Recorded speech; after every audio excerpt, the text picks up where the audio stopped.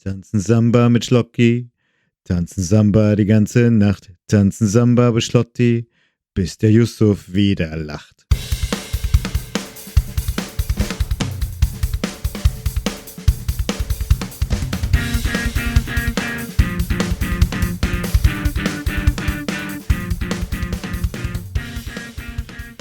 Guten Abend and welcome to RBL Global Tracks, which is Leipzig's very first RB Leipzig podcast in English. It is brought to you by Richard and Mario, and amongst us we are season ticket holders, passionate supporters, and not very neutral local pundits. Both of us have been following Leipzig football since our childhood days, so if you want to hear about RB Leipzig, capture the mood of the fans in the city, and if you want to go beyond statistics and numbers, you are in the right place. We're delighted to welcome you on board, so auf geht's. Leipziger Jungs, guten Abend, Richard. How the devil are you? Good evening, Mario. Thank you, as always. I'm fine. Let's go. Brilliant. I must say, I feel quite well after Saturday night's game and the fact that the Red Bulls of Leipzig have come away from Dortmund with a bit of honey from the bumblebees. And everybody knows bumblebees do not produce large amounts of honey. So it was quite an accomplishment. And I always also take my hats off to those 2,000, almost 2,500 Leipzig supporters who travel out to Dortmund. What do you say? From here, it's about 6-7 hours drive, probably by car, to the western part of Germany.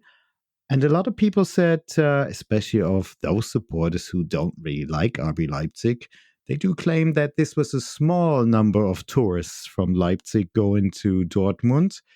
And originally, I think Leipzig could have bought about 8,000 tickets if there was so much interest. And Richard, I understand there was a time when there were actually 8,000 Leipzigers traveling out to Dortmund, but that is quite a while back. And can you enlighten us why this might have not been the case last Saturday?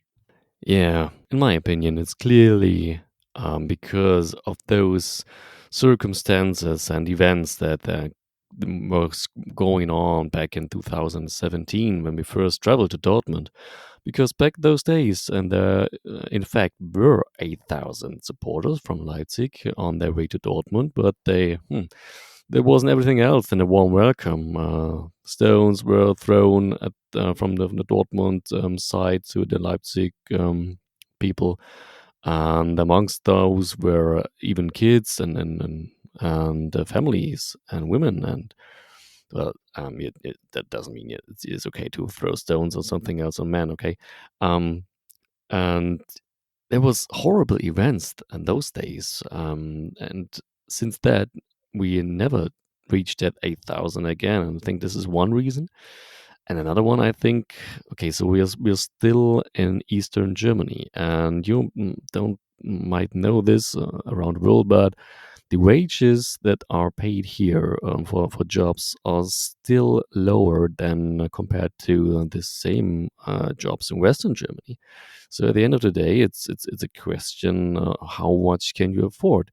Can you afford it to travel to the city every 2 weeks and at least 3 times through Europe, and adding the home games as well? And if you and I think lots of supporters from Leipzig are involved with family affairs, which is cool, which is a great thing, and I liked it when I visit our stadium, and I like to see those many women and kids and families attending our games.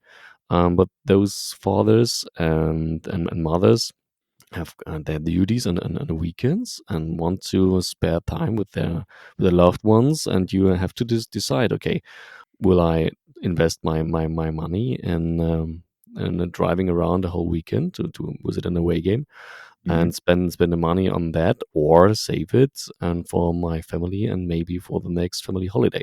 So, yeah, I think, in my opinion, those are reasons that lead to not that great numbers of away supporters we always bring to different stadiums.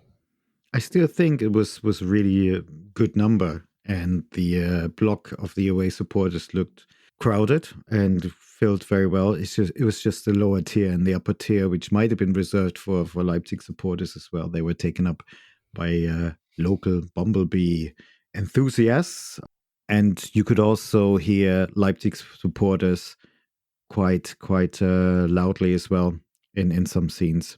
Okay, but today we're going to talk about our key takeaways from the Dortmund Leipzig match. We also have some comments about some of the news that are floating around, and we have a preview of our next Champions League match, which is different from almost all the others, versus Young Boys Bern on Wednesday.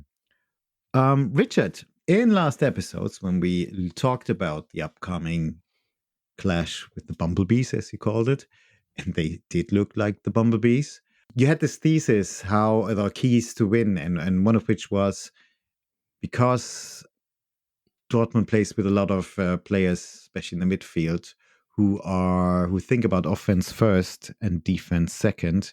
You were of the opinion that could create a lot of space through which we could play, especially through the center with a lot of pace and create chances. And I must admit, the first time I thought of this, or it opened before my eyes, was the fast break that RB Leipzig had in the 14th minute, which led to the red card when Openda was all the way through, because there were only two touches, really. Schlager kind of conquered the ball just in front of our own box and passed it on to Openda, who was in the enemy's territory, so to speak, so in the other half of Dortmund's half, and then just took off and was stopped. So I must admit, in that scene, it worked really well, but I believe you also observed that there were a few more scenes where this tactic actually worked.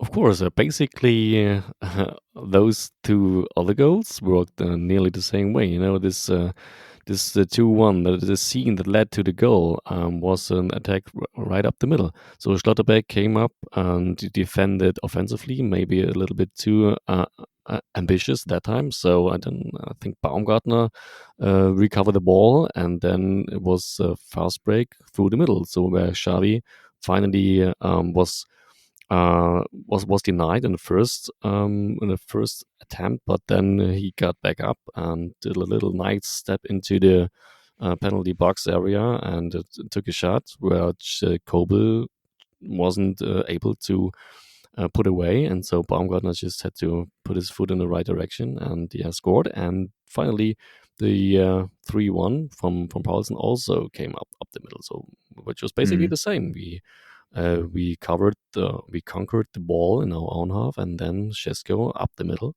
to Forsberg. Yeah, it was a bit similar to the goal we saw in the cup final. Kunku to Szoboszlai was nearly the same path where the pass was played, and boy, that was a nice effort from Paulsen, wasn't it? It was beautiful. I mean, it is just very interesting when you mentioned this fast break through the middle with Chesko, and it was Slim Shady Chesko was just breaking through, passing to the left hand side to the King of North. Two more occasions to watch him at home, guys. And who just passed the ball onto the other side to another King of the North, I suppose, to Yussuf Paulsen, who showed off some Scandinavian dance moves. Just a 1-2 out dancing Mr. Nico Schlotterbeck. I know Nico Schlotterbeck is your most favorite opponent player. It doesn't matter if you plays for Freiburg or Dortmund. I remember a certain scene during the cup final. And put it past Kobe. And I must give a shout out to whoever you are, LawnballVAR at Lawnball_VAR. You can find him on Twitter. He posted a video and it must have now gazillions downloads or views already. He basically shows that fast break. And in the background, you can hear the music of Tanze Samba mit mir. That is a famous Schlager song back from the 70s. And he matched it quite well, aligned it with the moves of Forsberg, because the 1-2 is reflected by the rhythm boom, boom. We're going to place a link in our show notes. Do check it out. It is wonderful, and it has provided me with a tune which I can't get out of my head anymore. I've forgotten about it for a lot of years, but it has returned. So thank you very much, LawnballVAR, for that, as we call it, Ohrwurm. Thanks a lot, mate. So I'd just like to point that out. But when we didn't, of course, when Pausen scored the 3-1, I in stoppage time, so it was 90 plus one. I was calm for a second because I thought, okay, yeah, we put the ball to bed. Wonderful. Thank you very much. But then Nico Schlotterbeck took a corner kick, and Mr. Lücke Füllkrug, he was there, and he does what Lücke Füllkrug does. He just scores. I must admit, it was great.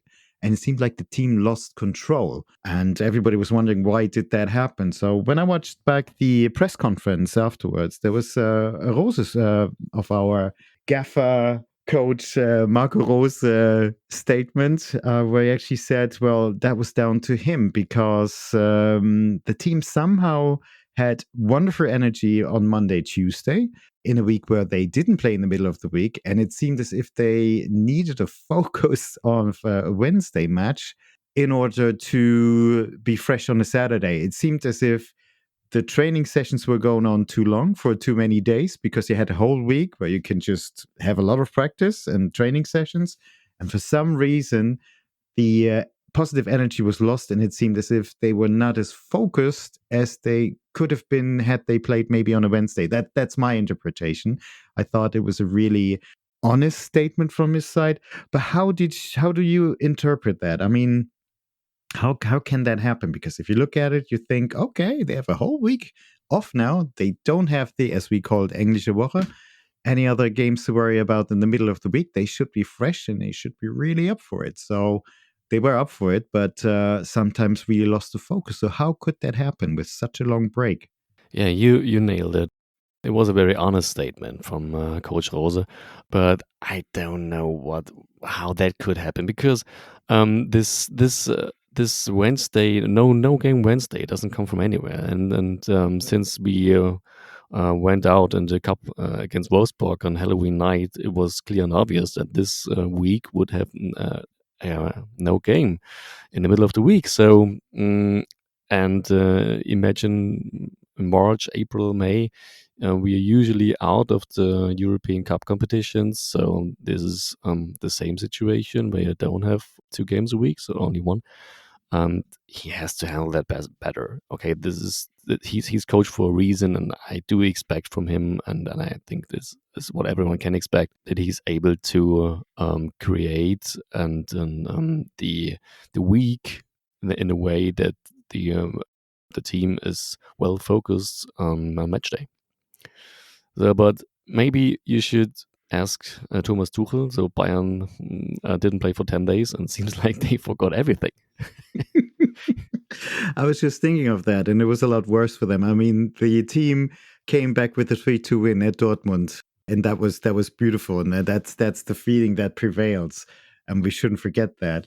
But boy, Eintracht Frankfurt just blown away Bayern Munich. And last time that happened, they blew away 5-1 Bayern Munich. Kovac had to go, the Bayern coach. So Tuchel, I don't know what's going to happen, but hey, we're not going to start spreading any gossips here, any rumors.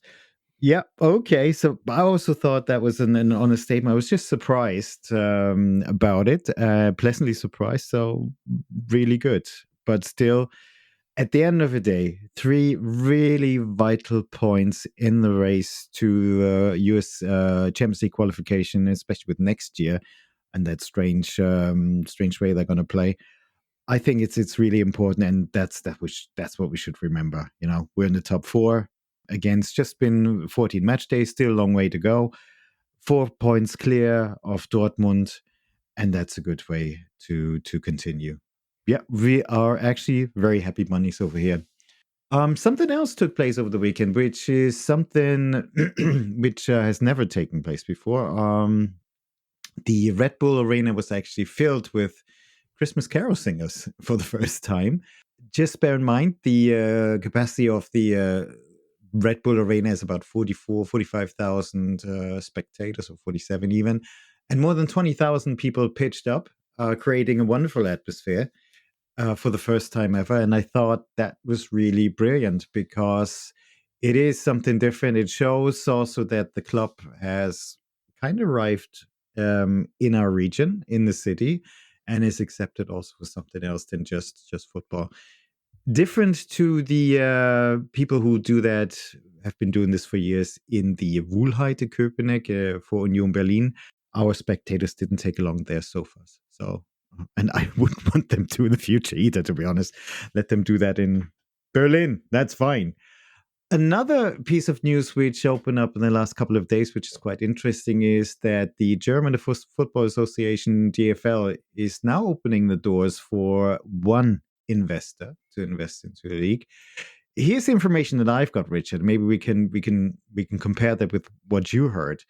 It has been talked about an amount between an investment of 900 million euros to a billion euros for a maximum share of 8% spread over several years. And there are a couple of red lines the investor cannot decide about or talk about kickoff times. And there seem to be some private equity enterprises such as Blackstone, Advent, they seem to be interested. But it seems to me that 900 million is just a drop in the ocean when you compare that to what the EPL generates. What do you think, Richard?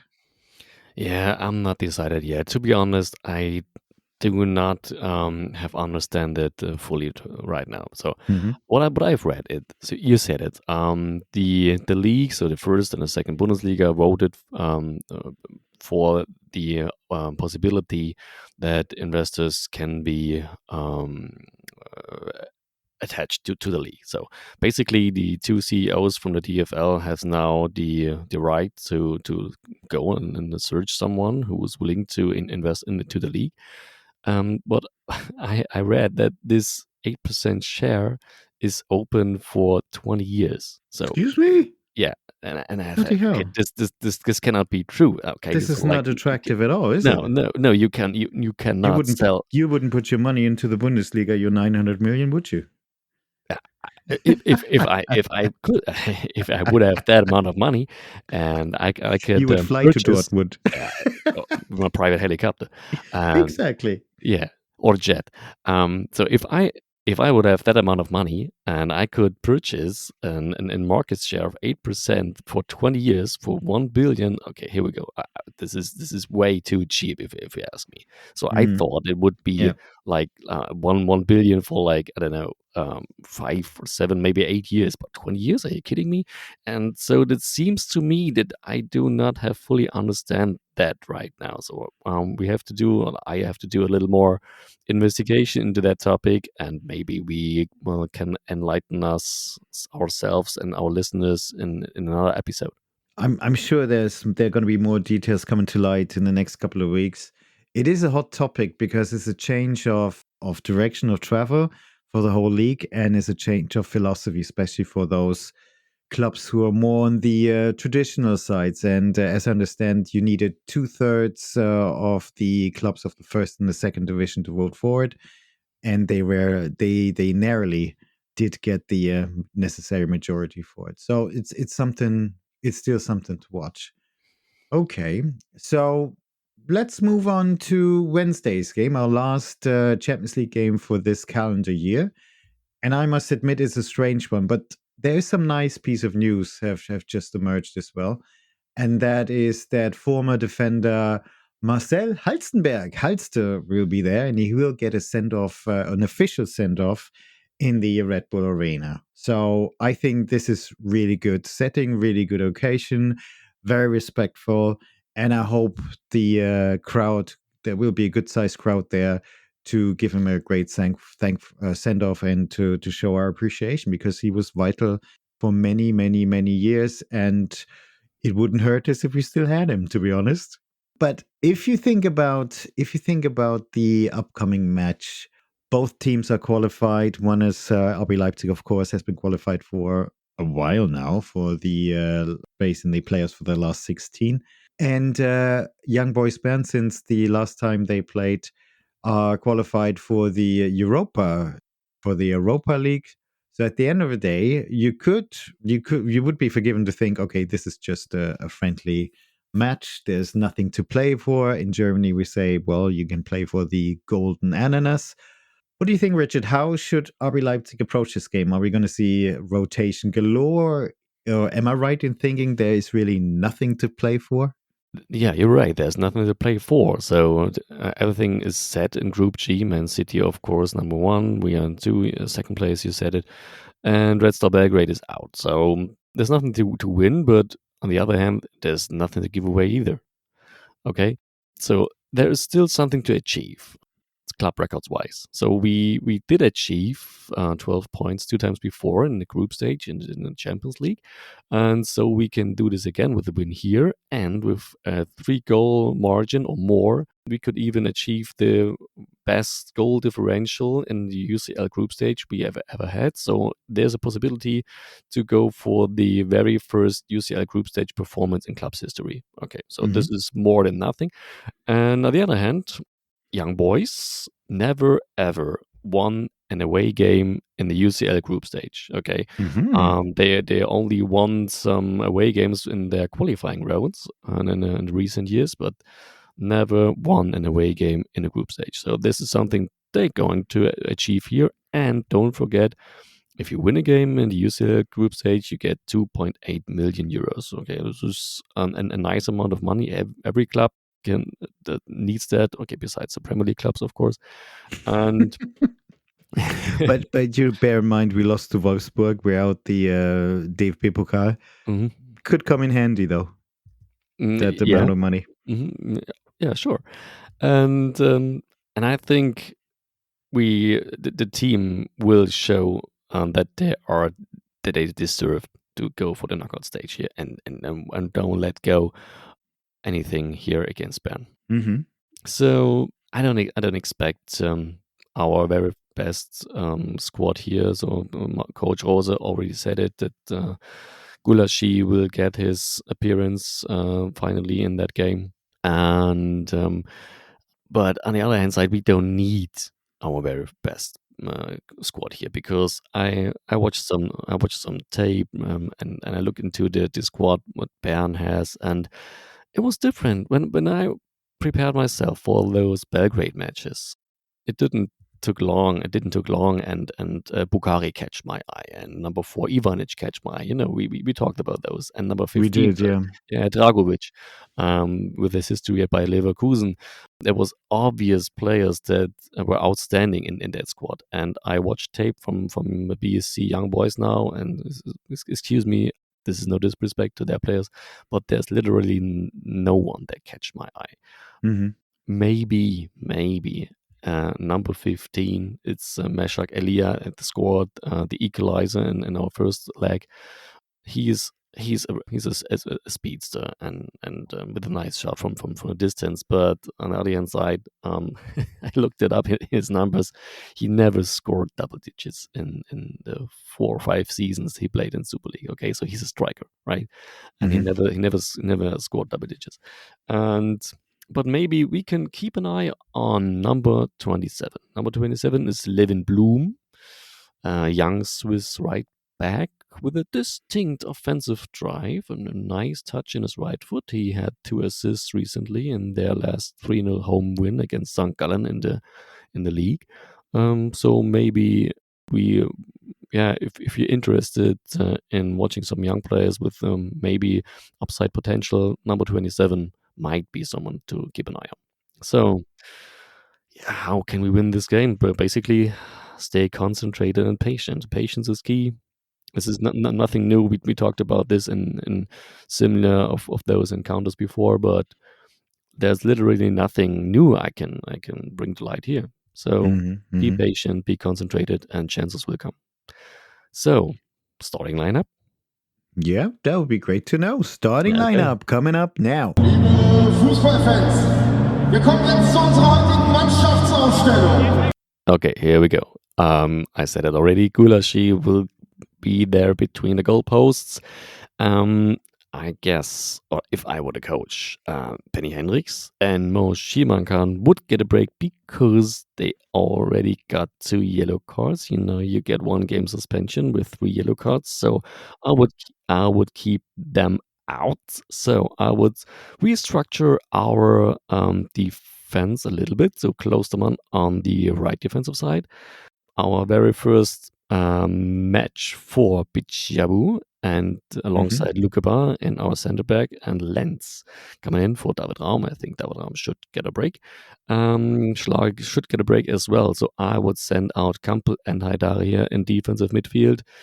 Xavi, I would give him a break too. So a little rest and Forsberg for him instead. So his very last Champions League game. Okay. Given a starting job, of course. Alongside him, Baumgartner in the offensive midfield and our strikers, Paulsen and Openda. Paulsen is on fire. I would take him over Shesko here 24/7. Okay, interesting. That's really interesting. I had one question. So if Paulsen's on the pitch, is he going to be captain? No, Forsberg will be. Oh, so Paulsen's not going to score, is he? Because if he's not captain, he's not going to score, is he? That's what you said last time. Yeah, really. But he wasn't captain in Dortmund too, so he proved me wrong already. He broke the spell! I can't believe it! And he showed off some Scandinavian dance moves. Okay, I'm more optimistic now. Thank you. So what's your prediction in terms of score? I expect our players go for the record books and will win this game 4-0 for the very best UCL group stage performance in club's history. Well, sounds great. Team, even the lineup that you've given is still great. I'm going to go with a 3-0, and that would be wonderful, but also be a clean sheet for Pete, probably in his last UCL game for Leipzig. Maybe, I don't know. That is wonderful. Really looking forward to that. We're going to be out there. Hopefully it's going to be warmer than versus Heidenheim. That was really cold, but I think it picked up a little bit.